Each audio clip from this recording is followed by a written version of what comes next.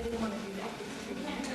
I just want to mention some events that happened in that decade of between the 60s and the 70s. And it's just a list. I'm not going to go into detail about what they were about.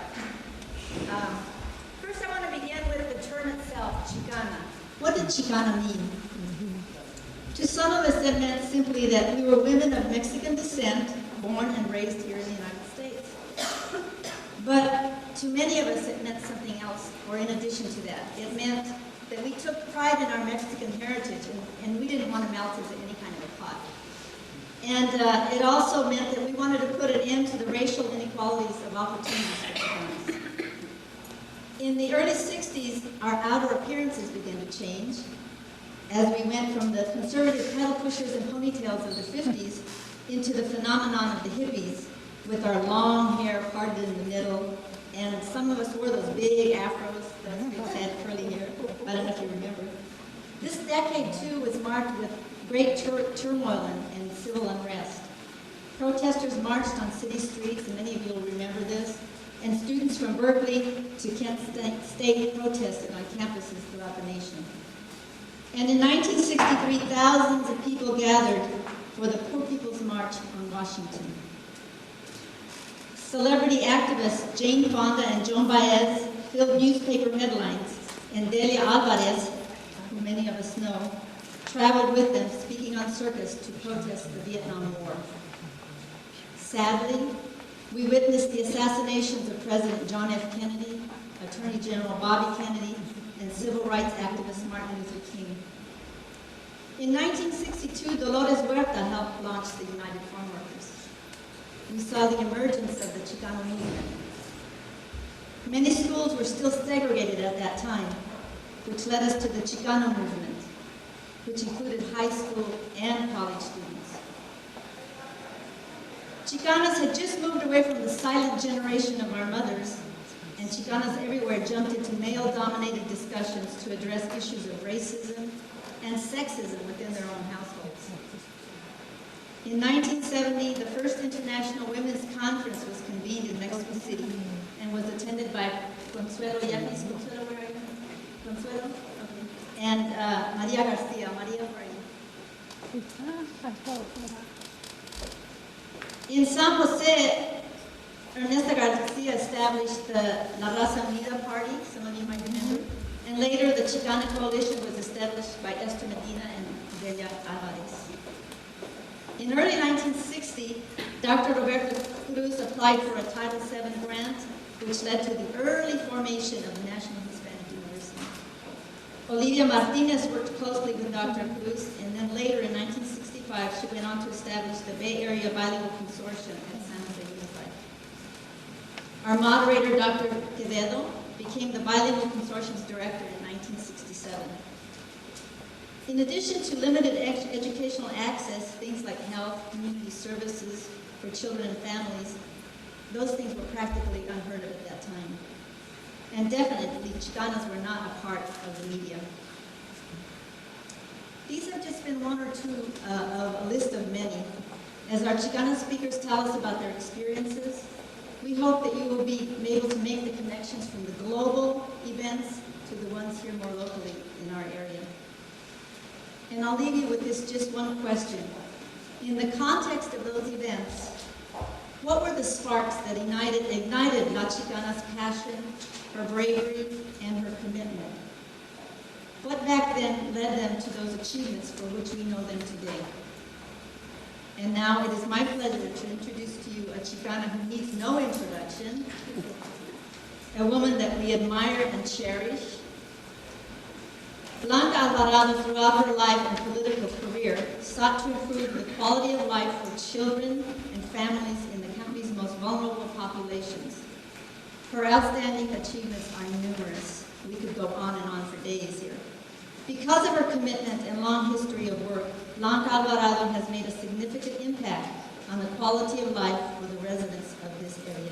I present to you the Honorable Blanca Alvarado.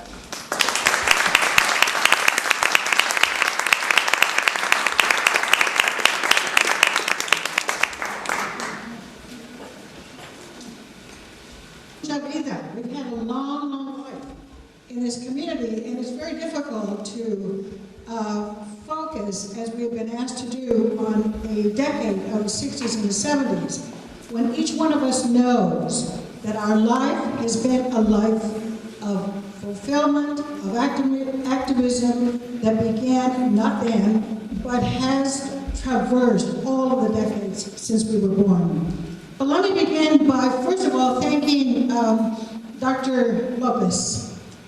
I think it was more than appropriate that he would take a moment to show not only his pride in his daughter, Gabriela, who as a very young woman is already learning all of the, I was going to say movidas, but that wouldn't be a good word. But she's already learning all of the intricacies of what it takes to run for political office, and she has, for the last year, dedicated her life to working on my daughter Teresa's campaign.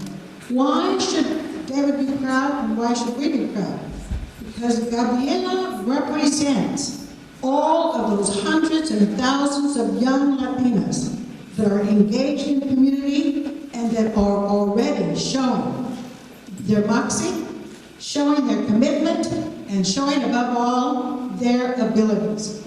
I'm proud of Gabriela too, because she reminds me in many ways, David, of who I was 7 years ago, as a youngster, working at San Jose State, at San Jose City College, not working, but as a young student at San Jose High, knowing that I was only one of a handful of Latina students back in the 40s who was in high school, and who even then, we knew that we were different.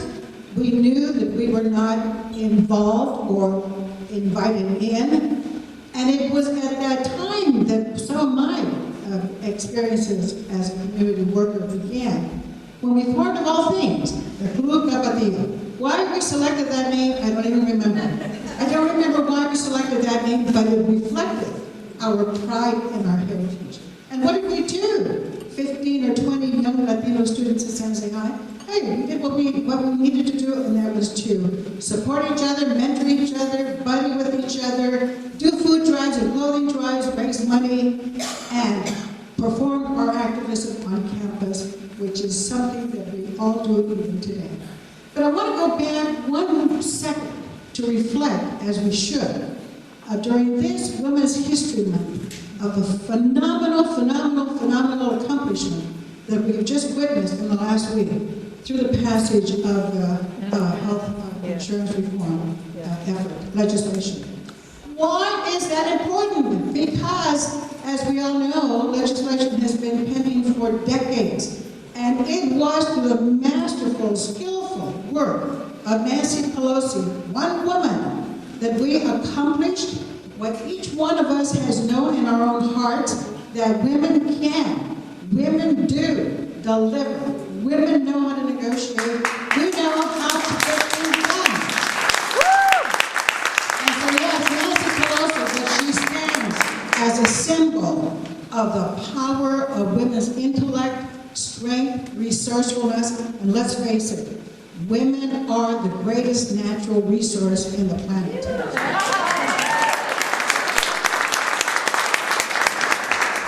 I'm a little embarrassed to say this, but I'll say it anyway. I have been asked by Betty to concentrate my efforts on the decades of the 60s and the 70s.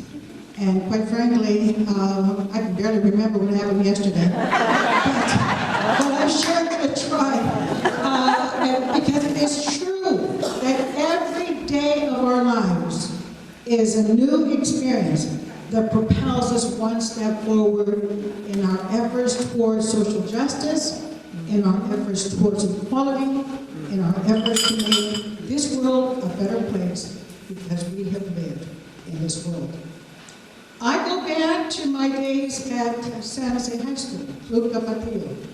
I go back to the work that I did with my husband, who was one of the pioneer activists in this community, Jose Alvarado, who used his radio program to try to influence the community to register to vote, to participate in voting, to go to school, to stand up for social justice. And in fact, he was the one way back in the 40s who took on then police chief oh God, I forget his name. But anyway, police chief against, who was very much involved in police brutality, Chief Blackmore, and police brutality against Latinos. Even way back then, it's an issue we have fought, we've struggled with, and even today, we are still confronting.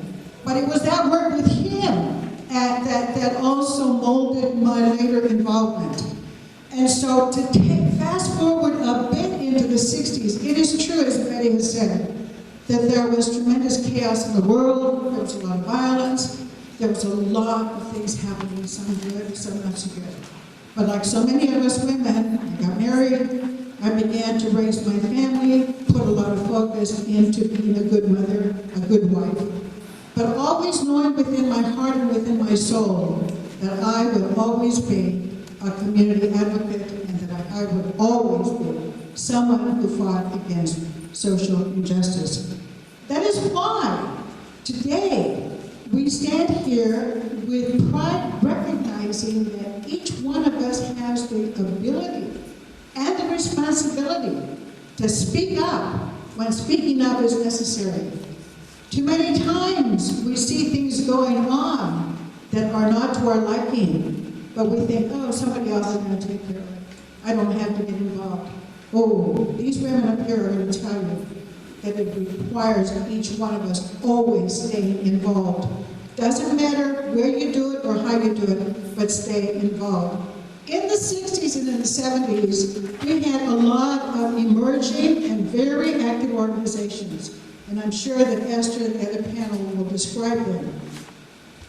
But I want to remind you about the Chicano Employment Committee of that time.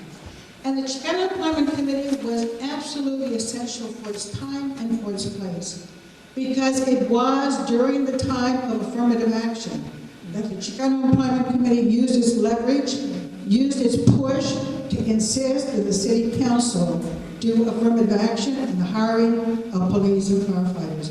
There were ridiculous regulations and standards that the city had for its recruitment of firefighters and police, height being one of them, which was so stupid, when you think about it now. But the Chicano Employment played a very, very important role. And this was an occasion where I can say that it wasn't just the guys that were doing the work. It was the guys and the women that were doing the work together. It's one of the things that was phenomenal about that era, that the men, and there were the guys, our brothers, as an example, and others who were involved, but we were women who not only positioned ourselves alongside them, but made our voices heard in the discussion about affirmative action and making sure that our institutions were responsive. I remember as well the great organization that I belonged to, which was then called the Opportunities Industrial Commission. If any of you remember that far back, OIC was started by African American ministry. OIC was national. But OIC in Santa Clara County was dominated by Latinos. Yeah, Rust Hershey was the director.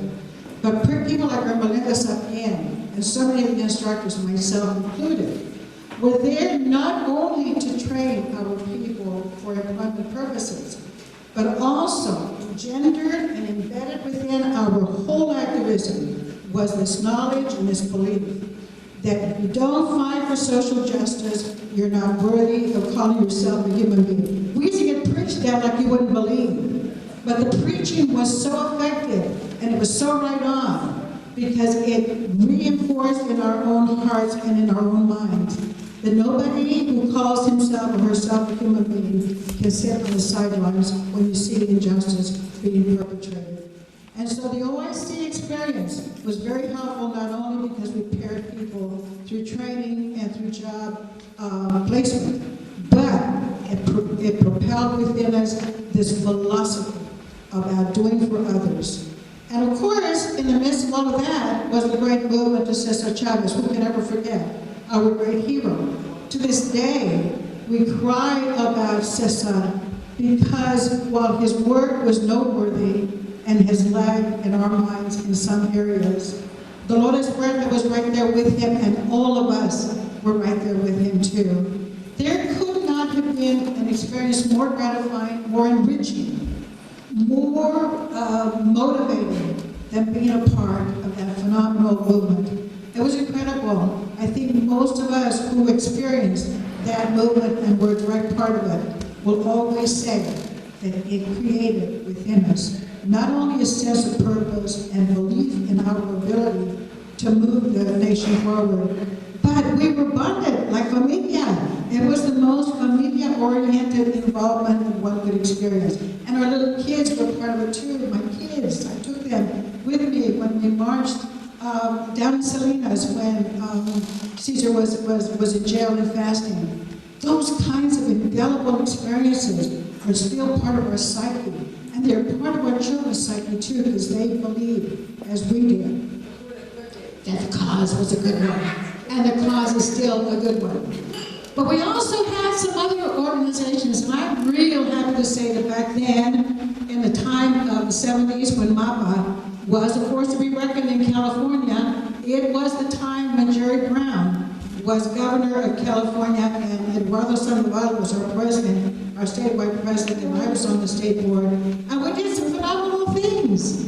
I think MAPA was the organization that really taught me the nuts and the bolts of campaigning. Because we used to, not fight necessarily, but work against the different chapters from throughout the state. And we passed resolutions, and we'd have conventions, and we'd have elections, and so forth. But it was through MAPA that I learned my political skills in the arena of politics, and I will never forget that it was through MAPA at that time as well, that because of our leverage in the state, Jerry Brown was the governor that really, really appointed and brought a lot of Latinos into the judicial system of California.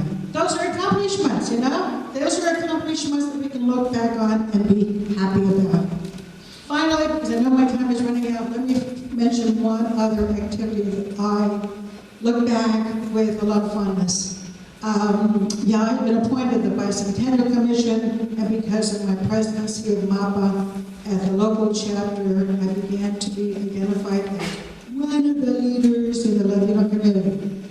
But it was because of that work with MAPA that people like Gloria Molina, who was in the State Assembly, of course, and now is a supervisor in Los Angeles, that La Viva Carter committees were formed in California, and I was the chair for the local Viva Carter committee. What happened? Jimmy Carter won. Unfortunately, it didn't last very long, but he won. And we were right there alongside of that campaign, and to have somebody like Gloria Molina designated by the national campaign as the Viva Carter chair for California was quite a feather in our cap. And I was really happy and proud to be a part of that because after everything is said, it's not a matter of coincidences. Life is a matter of hard work. Life means don't be afraid to get your hands dirty.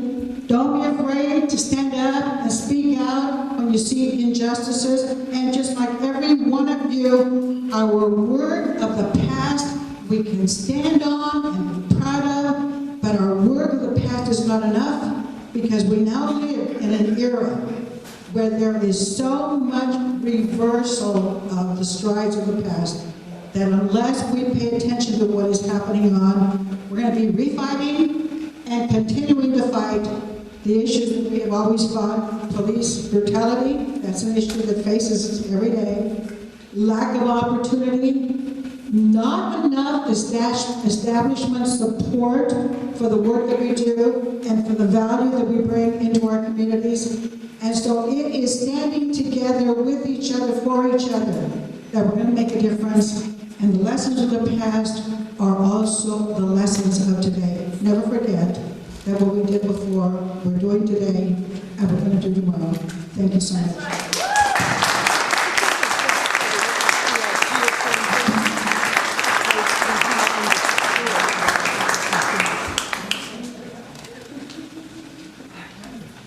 Thank you, Blanca. That was wonderful, very inspirational, and especially to me.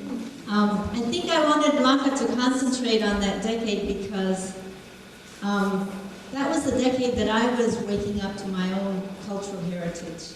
For all intents and purposes, up until the mid-1960s, I was pretty much enculturated and I was acting and being a white person, a white woman.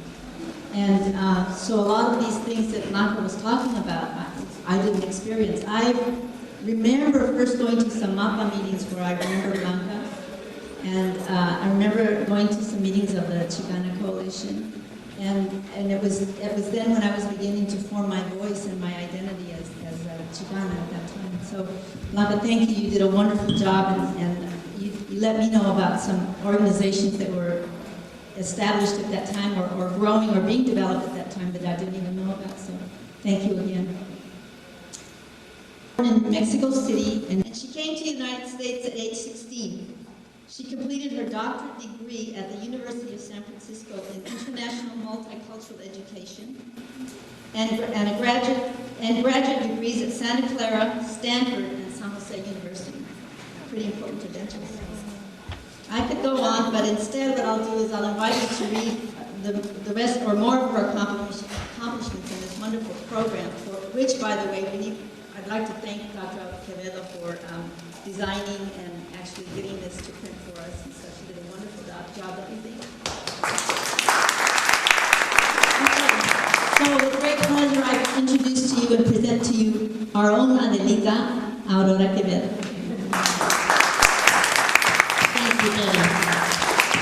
And without Betty's first email to several of us in this room, this day wouldn't have happened. So thank you. Please help me to thank Betty.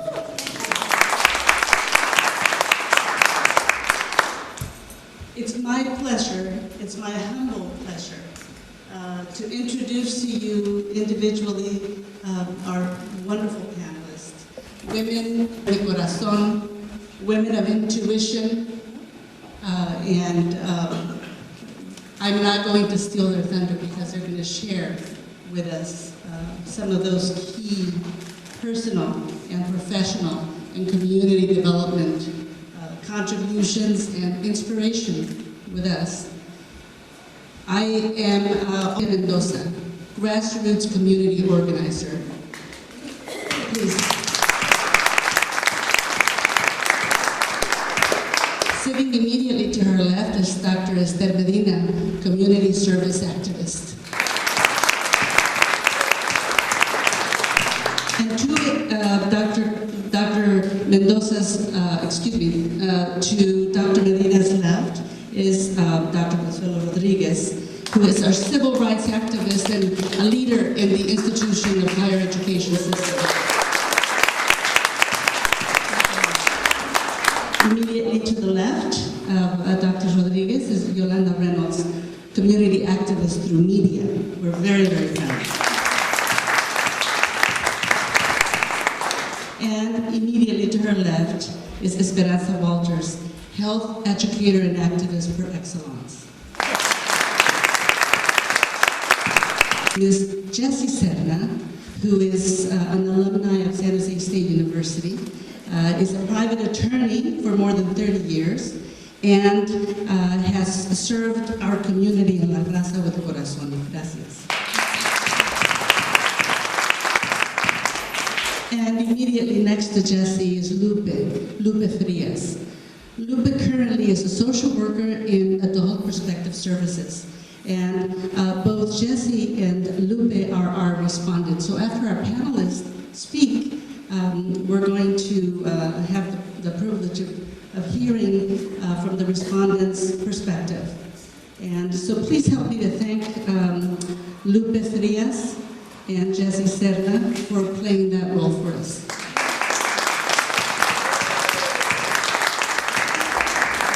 Each of the panelists is going to have 10 minutes. And we have Dr. Ilaria Bauer, who is sitting immediately across from the panelists, who has agreed to help. She will give you a 5-minute note so that halfway into your comments you'll know that you're halfway. And then she'll give you some periodic minute intervals. All right? we have a tight schedule, and we have so many of you, and we have such wonderful information to respond to. We thought that it might help if you have questions of one or more of the panelists. Sofia's son, when I was a teacher at San Jose High.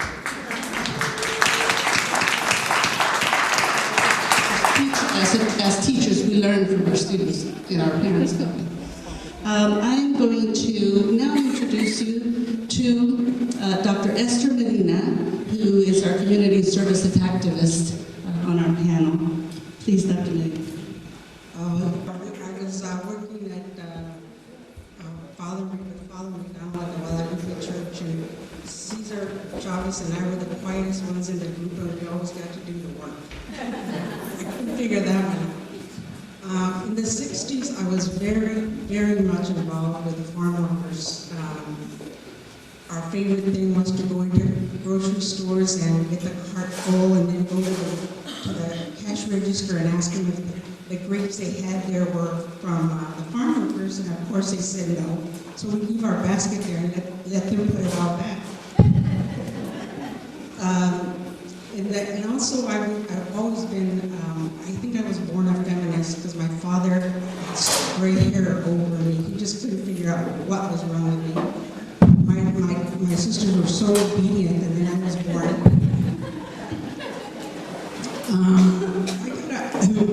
I got a job at the county, for the county executive, investigating sex discrimination complaints, because they heard about what a pain in the butt I was out there in the community. So I went around, and women would put in a complaint, and I would have to go investigate it and mediate it. And I read a couple of law books and went over and talked to the banks that were giving women loans because they weren't counting their child support. So I pulled out my little law stuff and convinced the president of the board that he should give this woman a loan, and convinced him that child support is income. And so 21 women got loans that year. And so I would run around doing that kind of stuff. Waitresses had to wear real short little skirts, and some of them had varicose veins and whatever. And I had to go mediate with a restaurant and make them stop making them wear little tiny short skirts. So it was a great fun job for me. I got a little authority there with my county ordinance that I pull out and make everybody all freaked out. But anyway, it was fun. From there, I started really organizing women. I found out that the probation department, I had inside information in all these departments, that some of the probation officers would not collect the women's child support unless they went to bed with them. Well, that gave me a lot of work. So I organized a group called the Advocates for the Enforcement of Child Support. And we made such a fuss. I mean, I don't know if you know B. Robinson, but we used to be on TV all the time because we were in front of the city council or board of supervisors starting stuff. And she'd come on that 6 o'clock news with a little t-shirt that said, "Oh my God."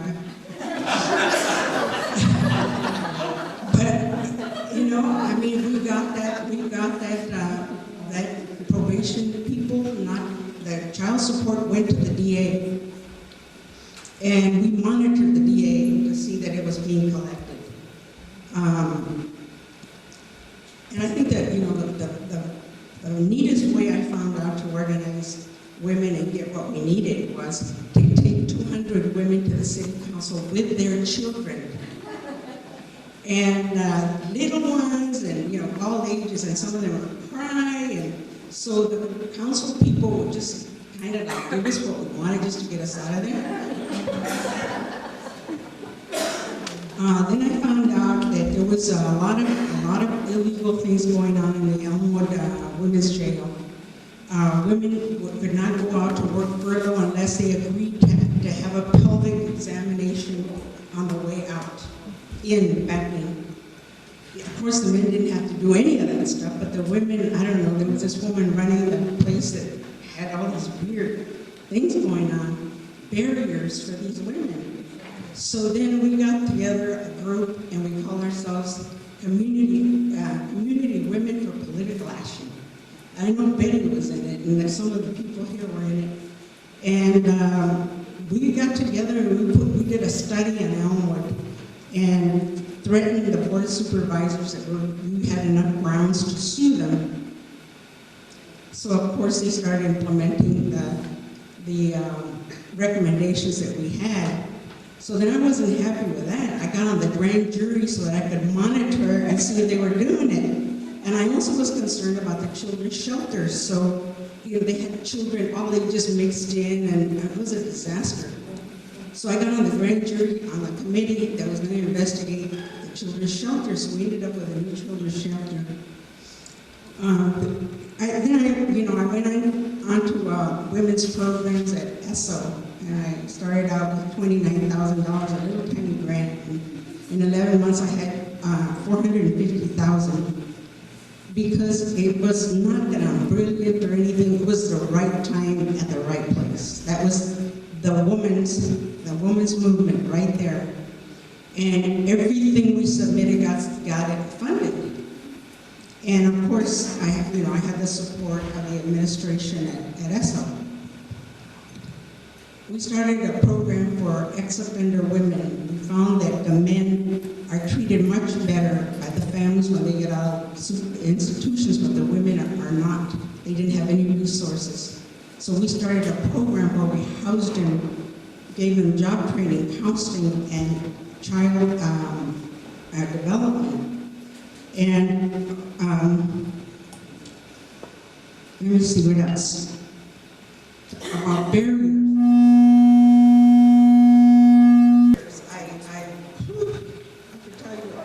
Story about that one. The men hated me. The Chicanos in town hated me because I kept getting all this money, and I didn't understand why they hated me. And then I found out that I was supposed to go ask their permission to submit grants, and I was also to share my funding sources with them. And of course, even if I had known, I wouldn't have asked him. But it was so bad that I was at the podium asking for money, and this Chicano comes and he shoves me off the podium. And somebody up in the city council yelled at him and told him to leave me alone. But that's how bad it was. Every thing I have ever done was with so much support from women. In my whole life, any time I have needed anything or been in a bad situation, I have these women that are just right there. And I think that one of the most beautiful times in my life was the women's movement. The feeling of sisterhood was so strong.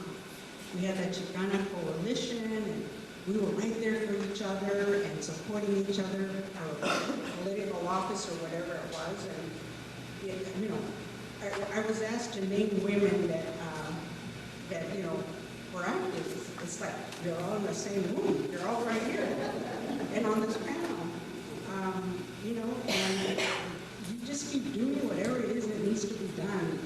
You just don't, there's people that just talk and wait and whatever. It needs to be done, do it. Organize, whatever you have to do, just get it done. And when you die, some people are going to come and say goodbye to you, and some are going to come and make sure you die.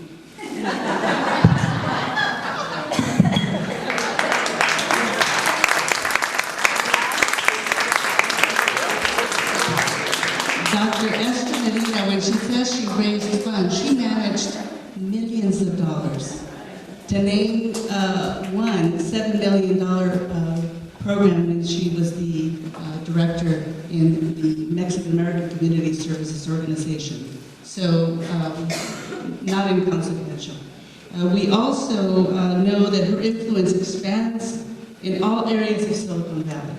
And her work was instrumental in developing many of the programs that today continue, and which we must not take for granted. Thank you, Dr. Medina.